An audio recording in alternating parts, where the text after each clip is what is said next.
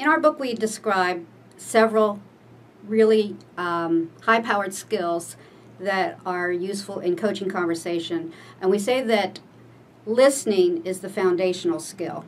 If you haven't listened to another person in a really committed way and really understand what that person is saying, then it's impossible for a real conversation in a coaching manner to take place. Another skill is paraphrasing, and that's really a follow-up on listening, whereby if I say to another person, you're really feeling frustrated by this situation, they know that I'm really trying to understand them, or I am understanding them. Doesn't mean that I necessarily agree with them. It does mean that I'm trying to align my thinking with their thinking. We also ask powerful questions, questions that can't be answered yes or no.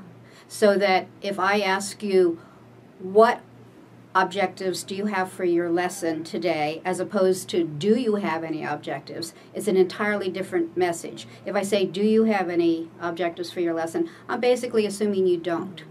Whereas if I say, what objectives, that means we're using a very positive approach, that we have the expectation that there are objectives, and that in fact you have figured out what it is you expect to teach that particular day.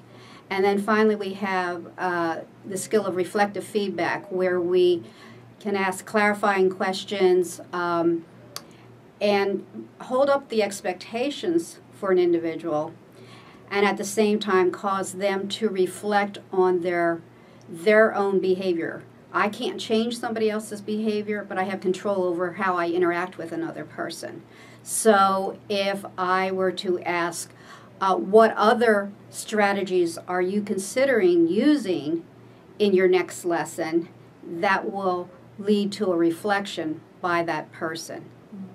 Professional development, individuals typically learn particular skills or knowledge or content, and there is a lot of research to support that when that learning is followed up by ongoing feedback and coaching, the individual who received that training is about 400% more likely to implement the skills and follow through on the skills and learning that they have arrived at through their professional development. So it's a really good return on investment for school districts and for individuals.